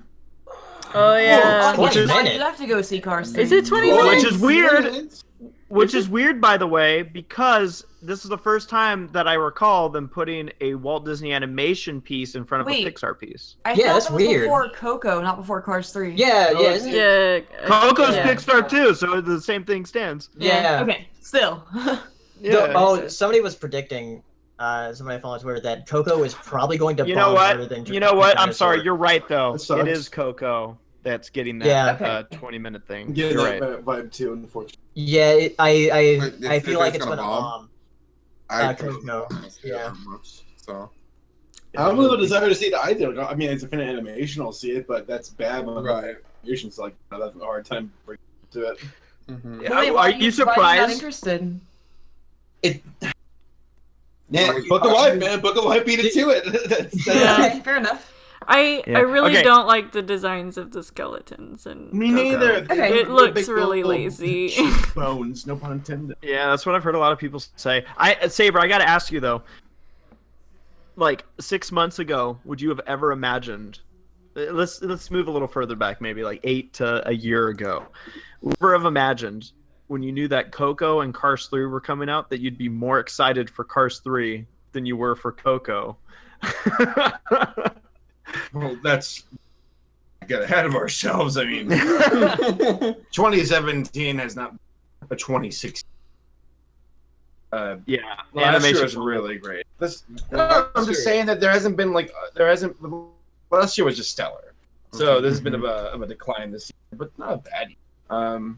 I think PaleoSteno is they're better suited for this question. Paleo, what do you think? Has it been a good year for animation?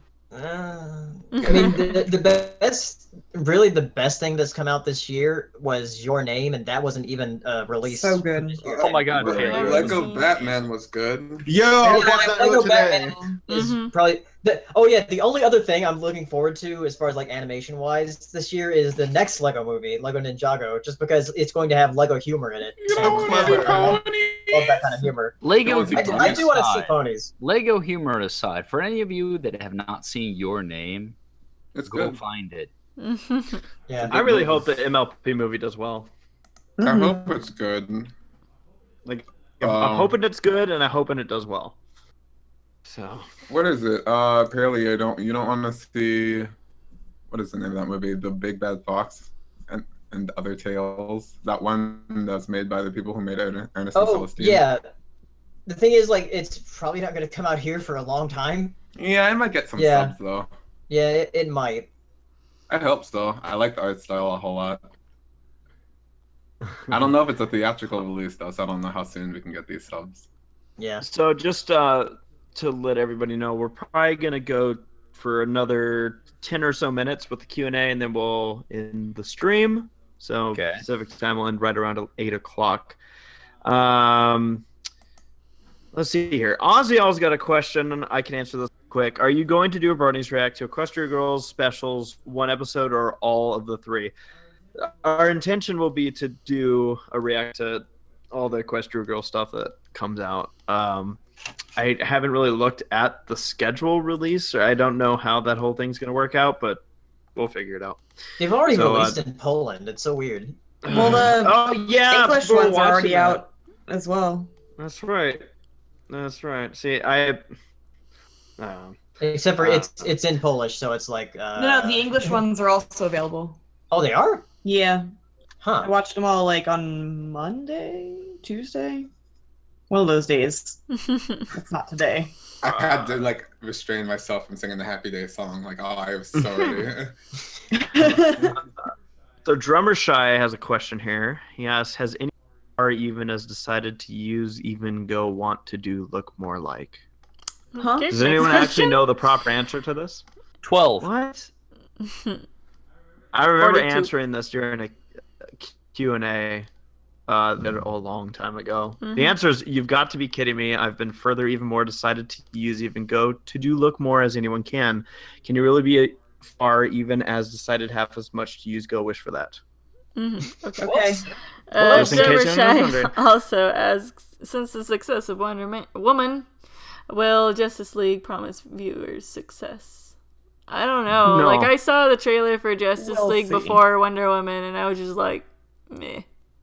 It doesn't mean anything. It's not made by the same, like, the director's different. No. The simple answer is it does not guarantee that Justice League make some money? Yes, probably in a similar way that Batman vs. Superman did, but will it be considered a success? You have to see. I was surprised to hear, Sarah, like you said, you were kind of underwhelmed by the trailer, Yeah. I guess. So, speaking of under something, Rosie's asking, what is the most underrated Disney musical? Oh, by the way, I saw Musical. Road to El Dorado? No, it's That's not not a Disney. Stream. No, hang on. Bear with me here. It's the best Disney musical DreamWorks ever made. You're absolutely right. I do really like that movie. Actually, It's tough to be a god. I love that song. People's nod. Okay, yeah, it's a good movie. I love it. So good. God. Underrated Disney musical. I feel like a lot of the musicals aren't really underrated They're very because rated. they're like the big. Frozen. Those are like Frozen. the biggest movies. Very underrated. Race, I know where you live and I've seen where you sleep. Don't make me come over there. I'll be ready. I mean, I get. Well, Ooh, For- The Lion King 2. yeah. Wasn't Here's that a musical? Sashi. Yeah, Wait a minute. Now, you gave me all that crap about Cars 2. Yeah. Have you seen both Have you movies? seen Lion King 2? Lion King Don't 2 you is like way better than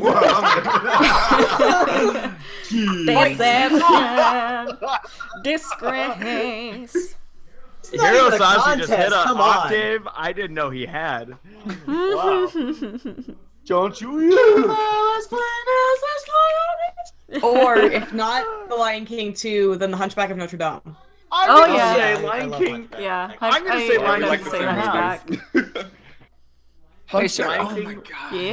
1.5 Wait, because which is better, Lion King 1.5 or Cars 2? Lion King 1.5. Come on. I love Lion King 1.5. Yeah, I but love Lion King it. 1.5 isn't bad. I don't know why you're. No, it's bad. I love Sarah, it though. It's certainly not What's the name of good. that movie that involves the song Passamaquoddy? Oh, Pete's Dragon. Oh, I like your answer. Good one. Yeah, that was a Matt. good one. Wait, what? I fucking That's love Pete's Pete's Dragon. Dragon. The original Pete's No one Dragon. knows what I just asked a here. musical. Sarah, Race, what is the name of the movie that features the song Passamaquoddy? I just answered you. I didn't hear Pete's you. What'd you I say? Dragon. said Pete's Dragon. Thank you. And I said, I agree with you. That is actually my new answer. Yes, I love the music. I love the songs. I love that movie. I love the villain. It's just so old school And Disney. the new and Pete's it's- Dragon fucking sucked. I haven't hated seen it. that. I guess I have to go watch it. Ugh. I didn't Sarah, like it's it passionate. at all. I was so bored. I was so Yeah, bored throughout same. that movie. It's just another like How to Train Your boy finds dragon finds boy, and My problem very with vanilla. in the yeah, first my problem with movie, it. I don't know. It's just I just don't like that people were taking the new movie and going, oh, finally, now we have a respectable Pete Dragon. I'm like, there was nothing boring. wrong, in my opinion, with the original Yeah. Pete's Dragon. it's boring compared to the original. Like I love the I just love the original, man. Every Matt, that was a good answer. And the fact that was it's actually a good answer. musical, and like the new one has like 20 fucking country songs that play through it, and they just I don't know, it's dumb. And I can walk 5,000 I'm gonna be realistic and honest in this one. I have not seen. Kestrel in the chat says the original is so dated. Of course it is. Yeah, It's you know, old. like the original Pete's But Dragon, it's that not was, bad. that was part of Disney's C tier stuff. Paleo. Wow. Brass Pitt says you're never gonna like any of these Disney live action remakes, are you, Sarah? And I liked Beauty and the Beast well enough. Yeah. Yeah, that one was good. Beauty and the Beast I is so hate it. funny because it's the movie that literally they went, okay, for this one, let's try to literally not change anything and see how it goes. And after the success it had, I'm curious if they're ever going to make any, like Mulan right now, they're like, crap. Yeah. I can see how Pete's Dragon, the new one, would be good in the eyes of someone who either has not seen the first one in I have not forever seen the original, or so- at all. Like But wait, I so can I see have that. not seen the original, and I did not like the remake at all. Well, good. You know, I like you. Super boring. I would It love was. to It see was boring. of Mulan, scene for scene. Just give me that movie again, live action. I would be very curious to see how would they do it. Are they gonna do Mushu? I don't care. How are they going to do the it. bathing scene? 1v1, someone who can be any gender that you desire fighting for. Apparently, shot-for-shot remakes don't count for me to like, even though it was not a shot-for-shot remake for sure.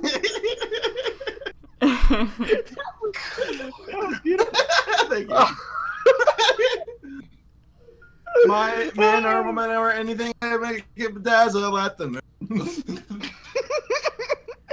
All right. Flynn has a question here for me asking, how's the new low budgets going? Any update for the airing?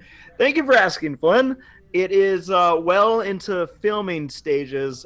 Production-wise, I'm going to be starting the editing and whatnot on it. So if I had to guess an ETA, I would guess in the next month there'll probably be a trailer and maybe episodes starting to come out. Since there's another Bronies React in the works, it could be a moving target, but it's going. It's going to be interesting. I did something really stupid in the last Night of Destruction, so Do tell. or are you gonna leave it up to the video to tell? I'll leave it to the video to tell, but I will say, Matt, it was something that you missed. I know. That's why I'm asking. Is there any video of it? Yes. Oh, good. There were onboard cameras on my car, still shot that did catch it. Oh, race. And Why? My only question is why. it was a good idea at the time. I agree. Nathan's asking, are you guys excited for Spider-Man Homecoming? Yes. Yes. Mm-hmm. What? This New Spider-Man movie coming out next month. Oh. Oh yeah. I'm excited for that.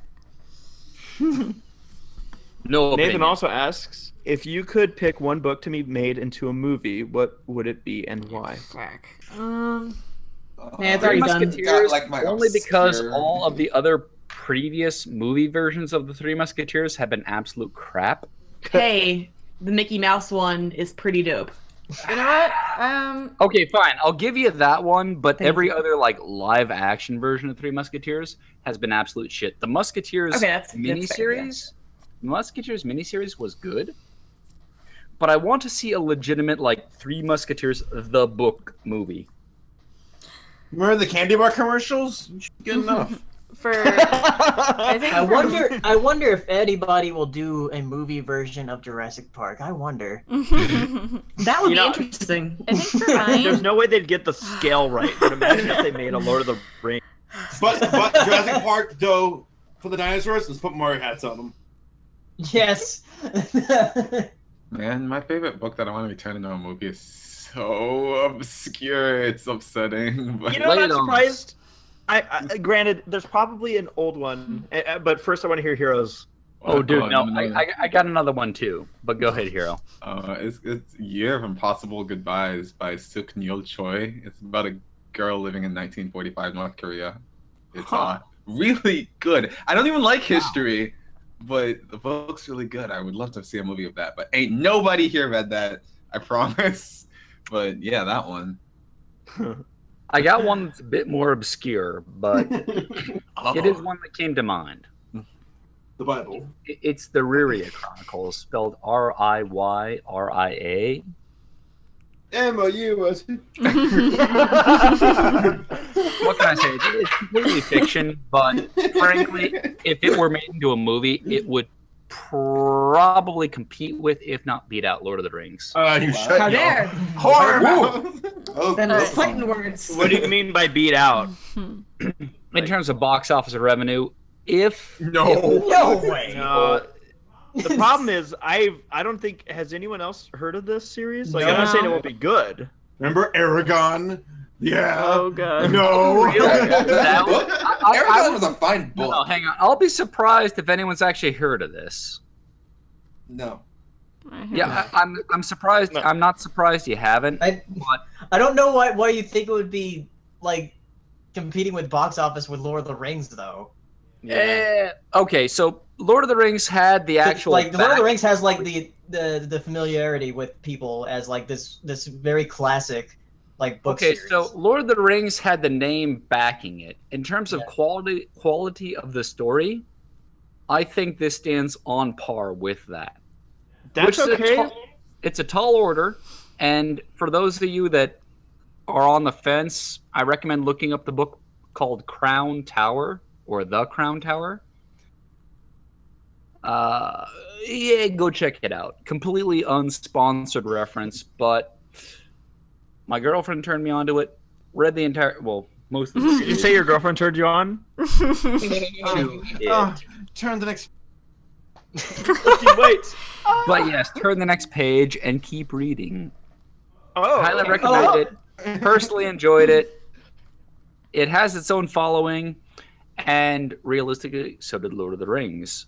But were people to read it, were people to give it a chance, I think that if it were made into a movie, it would compete with Lord of the Rings. Lord of the Rings is gonna be a hard one because it was a trendsetter. It was a trendsetter, and it generally formed the multi-movie series idea. I will say this, Matt, that we could sit here all day and say, well, maybe not, well, maybe, and we would never know until it actually did and see.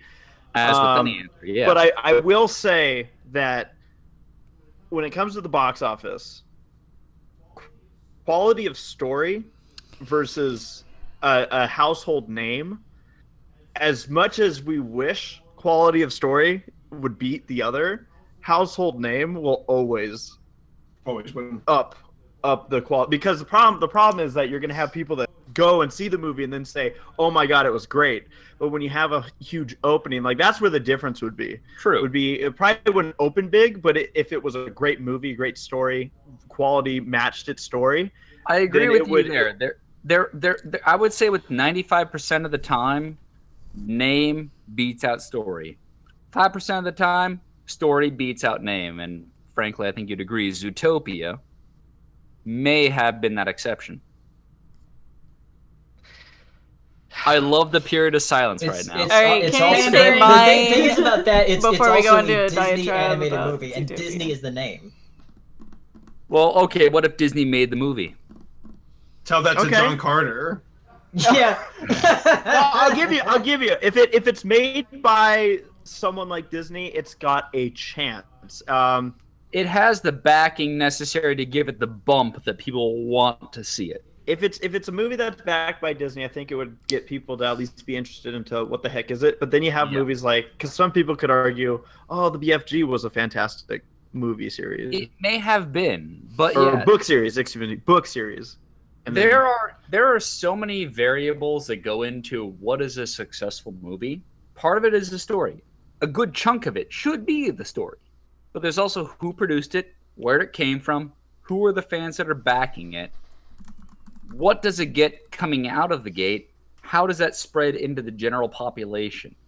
And if you put that all ceteris paribus, to borrow an econ phrase, those of you that know what that means, but otherwise holding all things constant, I think if that book series got its opportunity as a movie, it could compete with The Lord of the Rings. Well, you know what? I like it because it's a bold prediction, Matt. Well, Okay. Dragon Good Con. on you there. Also, I want to see thank you for Animorphs into a patronizing movie me. series. Animorphs. Yeah, I that would be great. Let's Fables. see here. So That could be quite good, actually, Paleo. Yeah, because the lore in I was Animorphs is gonna actually say- really, really fascinating. I was gonna say, and I think it's just because of the experience of reading it. Did you guys have to annotate books like near the end of high school? Yeah. Did anyone else have to do this? Okay. Annotate? No. Yes, as in like you had to write notes in the book that you're reading. It was really weird, but to No. prove like, oh, this is a thing that's suggesting this, and this is an element of this, and this, and this. I read Don Quixote, and I wouldn't be surprised if this was a movie that was made in like the 1970s, and it was You low poor budget and terrible. bastard. But I'm kind of half surprised I haven't seen like a modern day version of this pop up. Only because a lot of people, like I remember surprisingly for how odd of a story this was, it's something that even like my friends were like, oh my god, did you read the scene when he did this? And I'm like, you know, I'm actually kind of surprised for how well known that I understand that book to be. It hasn't been made into a movie in the last 10 years. So go figure. I don't know if it'd be a good like movie. I kind of skim annotated, admittedly. Does charge a he goes after a windmill with a spear. So there is that. Well, how dare they threaten him? He's so blinded by this like love. Like he's really off the charts weird.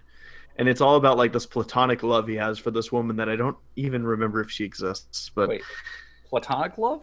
This doesn't even exist. Really? yeah. I mean, that was like the code of the knights back in the day.